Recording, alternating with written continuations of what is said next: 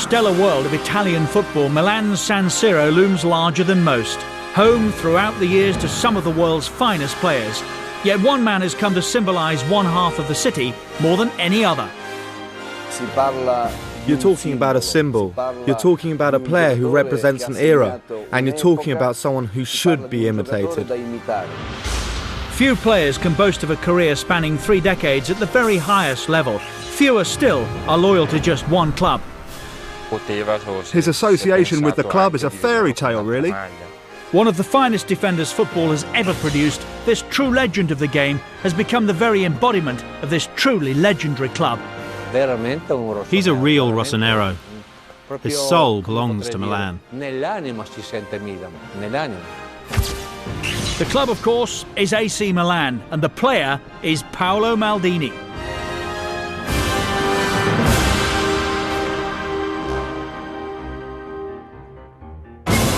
In terms of the modern game, Paolo Maldini is something of a throwback. Serie A debut at 16, still playing aged 40.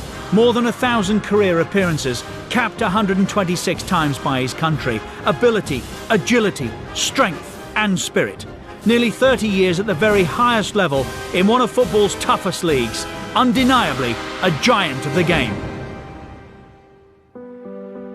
Born in Milan in 1968, Paolo Maldini was perhaps always destined for greatness. His father, Cesare, was already a Milan legend, having lifted the European Cup for the Rossoneri in 1963. Initially, however, the young Paolo's attention was drawn towards Turin. I used to really like Juventus back then. I watched the Italian team in the 1978 World Cup in Argentina, and that side was mainly made up of Juventus players. He used to have a poster of Bettega. I remember in his bedroom there was a big poster of Bettega. I was the one who gave it to him. The allegiance was not to last. At the San Pio Oratory, the young Paolo enjoyed playing in goal, though his talent as an outfield player was all too obvious. A question posed by his father unwittingly created one of football's most enduring relationships. Paolo would forever be linked with Milan. Obviously, I spent my whole life in the Milan shirt. And even today, I'm a big Rossonero. But I asked him if he wanted to go for a trial with Milan, the Rossoneri, or with Inter, the Nerazzurri. Paolo immediately said, no, Milan. I want to try out for Milan. I bought my boots in the morning and then went to Milan for my trial. They asked me what my position was and I told them that I didn't have one. So they played me in the one position that they hadn't filled, which was on the right wing. And they signed me up pretty much immediately, on that first day. The name Maldini once again belonged at Milan as Paolo followed in his father's footsteps. Yes, at first you could have thought that it was inevitable that he'd train with us in the first team, simply because of his surname. And we didn't know what to expect, as that's an important surname in Milan's history. He didn't talk about it, but you could see it a bit at the beginning. But then it soon became obvious that there was no arguing about his ability as a player. To be honest, you can't get into a first team like Milan's on name alone. Paolo's next step was to conquer the San Siro. I'd been to the San Siro a few times as a kid, so it had that mythical aura about it for me. The first time I walked out, I was actually on the bench. I remember it was a Milan v Fiorentina game in the snow. If I'm honest, I hoped that I wouldn't come on because I was a little afraid. That trepidation remained with the teenager until he finally made his debut, aged just 16, in 1985.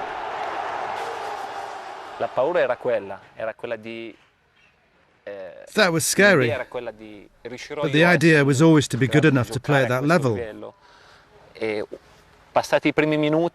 I remember after the first few minutes I got the ball and I passed it back to the keeper, and it was only then that it dawned on me that I was finally playing in Serie A. And playing in good company too, alongside the legendary Franco Baresi. He was very young, so I tried to give him some advice, but he needed very little. He was already a great player. It was immediately obvious that here was a top-class player. Even at 17, he had a strong character and was eager to learn.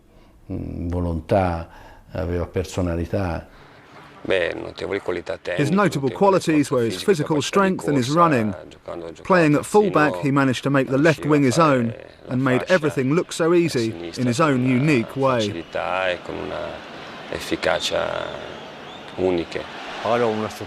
He has an extraordinary physique. When he'd have 50, 60 or 100-metre races, he'd always be first. So he's got the physique of an athlete, not just a footballer.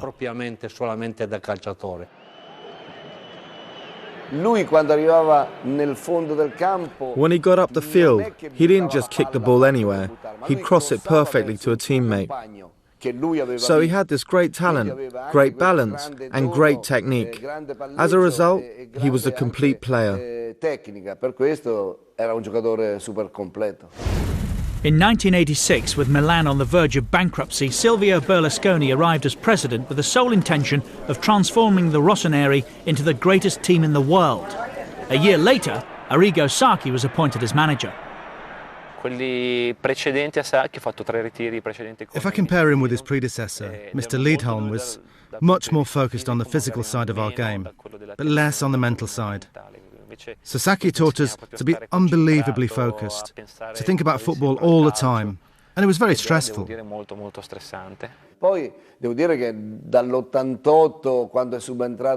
From '88, when Sacchi arrived, they had a much more competitive team. They had Tassotti, Maldini, Baresi, Gullit and Van Basten. They had great players, allied to a great coach, and in those years they started to win, not just in the derbies, but also cups and championships.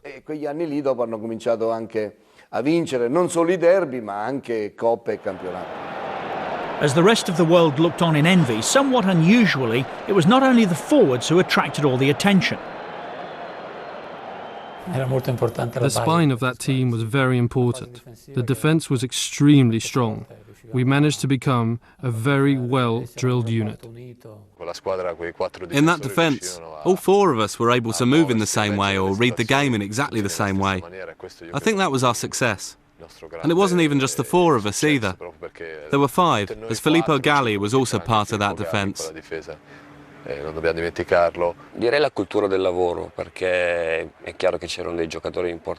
was the culture of hard work. Obviously we had good technical players like Gullit and Van Basten, but we had a strong Italian spine led by Baresi, Maldini, Costa Curta, Tassotti, Donadoni and Ancelotti. Very important players who were also top class. With such a group of players, success was inevitable. Paolo's first taste of silverware was the 1988 Scudetto, cementing his place in Milan's history, and all before his 20th birthday. I think that was the year he established himself, where he imposed himself as a great player, and we won the Scudetto in 1988, and from there it all snowballed. We won the European Cup the following season. 20 years had passed since Milan's last European Cup final. Now Star Bucharest stood between them and glory. It was great. It was my first final and it had something that these days is probably impossible. A stadium filled with red and black, up against maybe 300 or 400 Steaua fans. It was an incredible sight, not to mention the level of support we received. As soon as we saw that stadium, we knew that we couldn't lose the game.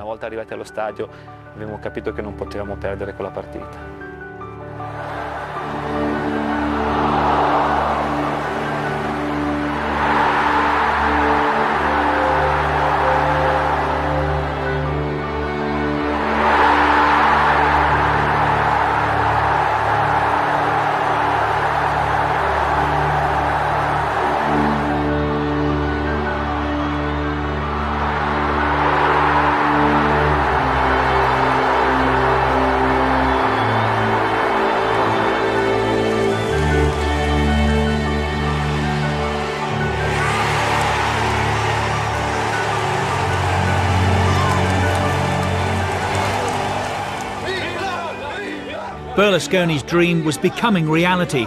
Milan were now Europe's dominant force. If further proof were needed, the following year Maldini and company had the chance to defend their crown against Benfica in Vienna.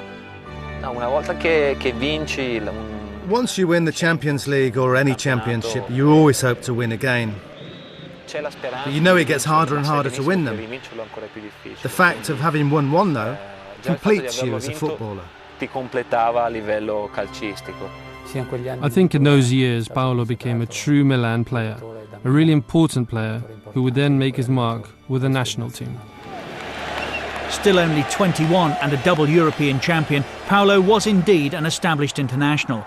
His father Cesare had set the ball rolling, selecting him for Italy's under-21 squad in 1986. But once again his ability pushed him rapidly up through the ranks. Paolo was just 18, so he was ahead of schedule. But he only ended up playing one season with us. The Italian manager at the time, Aurelio Vicini, called me aside and told me that he wanted him in the squad, with the main team. And so I said, OK.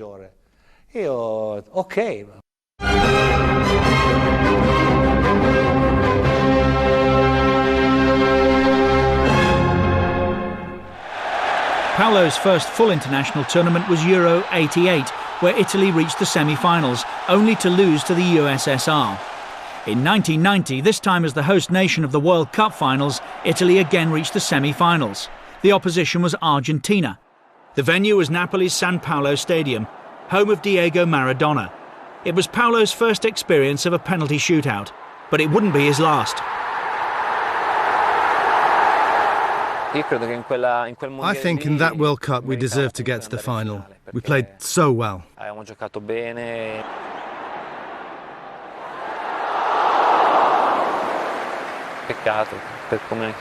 It's a shame how it all turned out. It was a real disappointment, as we did have the side to win a World Cup back then. Milan, though, remained all-conquering. With Fabio Capello now in charge, they won 4 Scudettos in 5 years, including a spell of 58 games unbeaten. Paolo was one of the invincibles. The strength of that team was the players. I'm 100% sure about that. We had an unbelievable squad. We had players who were very technical, physical, and had strong personalities. So we had everything we needed to become a great team. Such strength led to Maldini's 4th European Cup final in 1994, though this time both Costa Curta and Baresi were absent. We had a problem. We had our 2 centre-backs suspended for that game, and that could have been a great disadvantage against a really good attacking side like Barcelona, who had Romario up front. I remember it being a very tough game, but Barcelona didn't help themselves with their attitude.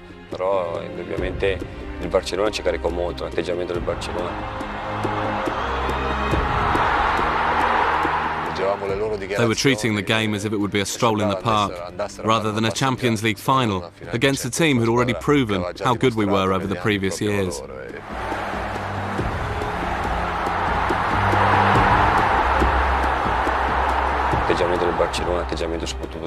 Barcelona and their manager Johan Cruyff seemed to think the game was already won.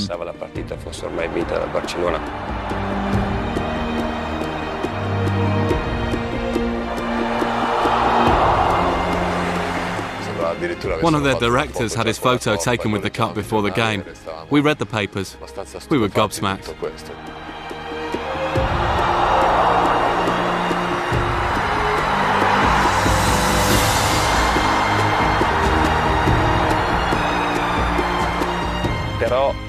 However, the fact that we were playing as underdogs for the first time helped push us a little more. And then it became perhaps the best ever final Milan have played in.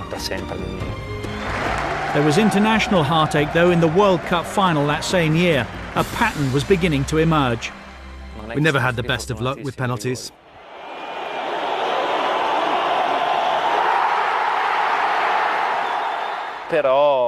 However, this time I think we came up against a side like Brazil who had actually played better than us throughout the tournament. And who deserved to win it on the day too. For Baresi, it was almost the end. The captain's armband was passed to Maldini. 2 years later, spirits were high in the Italian camp as Maldini led his country into Euro '96 in England.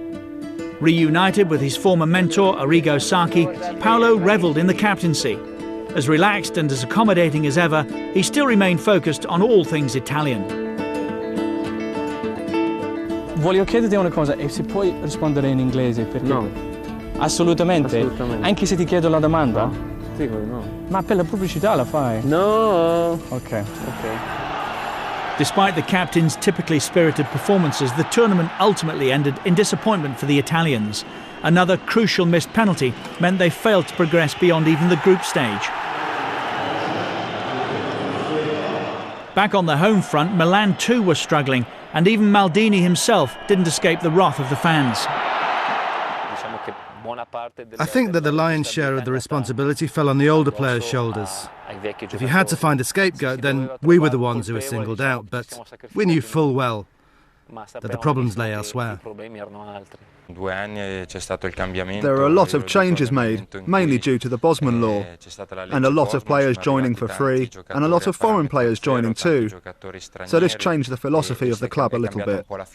There was the passing of the old guard of players, and the arrival of new players who needed to take on board the club philosophy.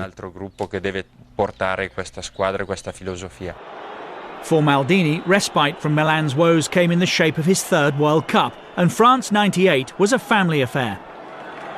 I was a little bit worried about it. However, we came to an agreement that I would talk normally to the players as a group. I never talked one-on-one with individual players. I think maybe Paolo had more problems with the situation than I did. Instead of calling me boss, he'd call me dad and things like that. But there was never an issue. When you have to play, you go on and play. Paolo was just one of 11 players. But the gods of the game were once again smiling elsewhere. In a manner all too familiar, the Azzurri were left to wonder what might have been.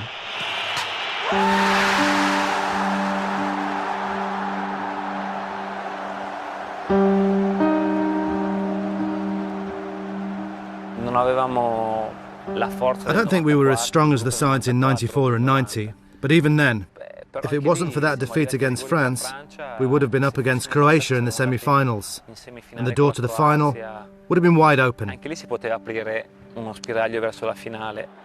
As the new millennium arrived, history was made. Paolo made his 113th international appearance and became at the time Italy's most capped player. But opportunities for international glory were few and far between, and in the final of Euro 2000, another slipped away.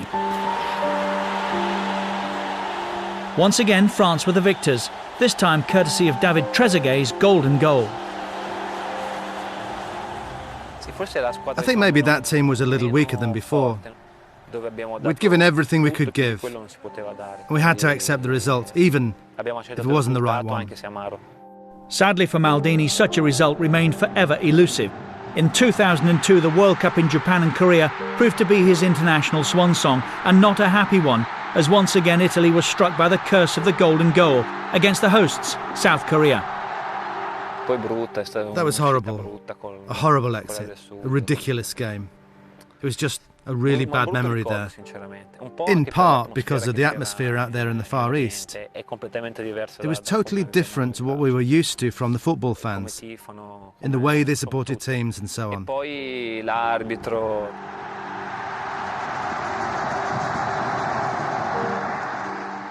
And then there were the problems with the referee. Just a really bad memory of that World Cup.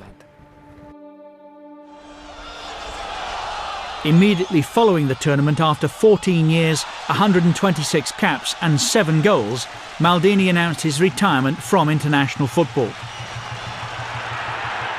It was undoubtedly a record-breaking career, but it was also one ultimately tinged with regret.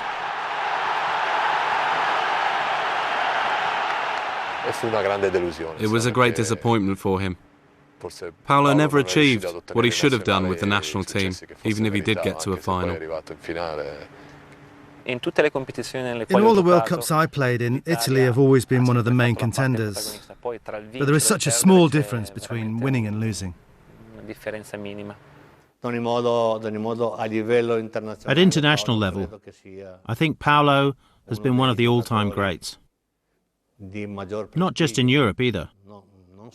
He's known all over the world for his ability, his bravery, and the way he handles himself.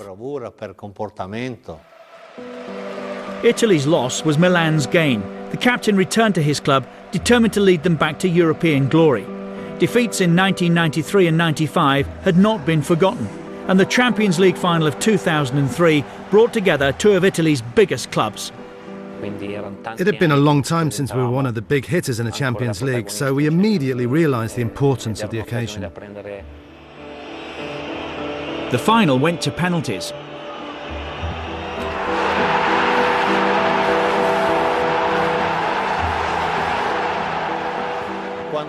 When Paolo lifted the European Cup, just incredible.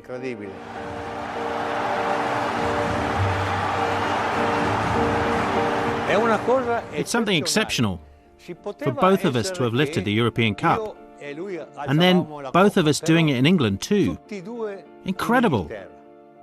One of us in Manchester and the other myself at Wembley. Just incredible.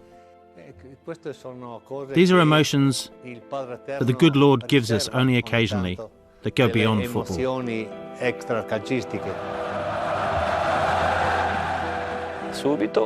They are the moments when I think that Milan is the best club in the world, when there's something to win, and I know that we've lost on occasions, but when the opportunity to win is there, we generally take it.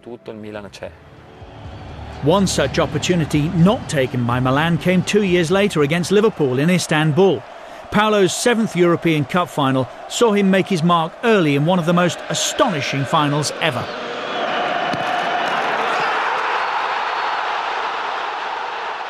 My first memory is my goal, which I got after only 40-odd seconds, which is something personal to me, and then the fact that we played such a superb game. If it was decided on points, then we'd have won easily.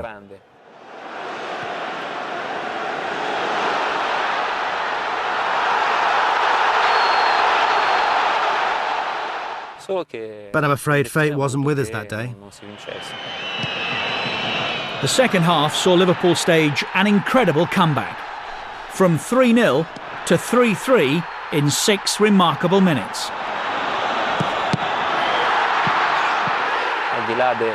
Apart from that short period in the second half, when they scored 3 goals, Milan were much the better team, physically and tactically. And I have to say that the way the game finished left a really bitter taste in the mouth. But as a team, we couldn't say anything, as we played the near-perfect game. 2 years later, in Athens, Milan were out for revenge. Destiny can give you some bitter surprises as well as some good ones. We had everything to lose against Liverpool, as they'd already beaten us once. If they'd beaten us again, then they really would have killed us off. But we drew on all our strength to beat them. A 2-1 win brought Paolo his 5th European Cup.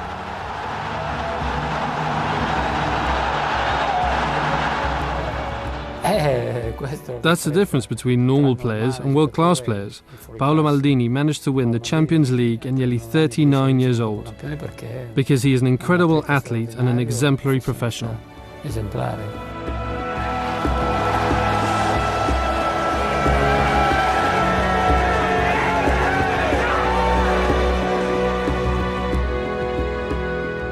When Maldini finally retired in 2009, Milan retired his number 3 shirt, a fitting testament not only to one of the most successful players of all time, but also to the longevity of his career at one of the world's greatest clubs. He flies the flag for his club like very few captains can.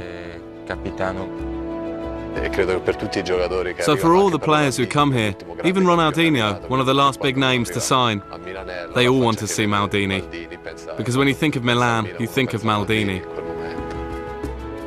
It's a fact that Paolo has never once thought of moving to another team. Never. It's part of my life. I started playing here when I was 10, and I'm still here at 40. Most of my life has been spent here at Milan. Apart from that, there's also my father's history here that binds me even more to the club. so it's definitely a huge part of my life.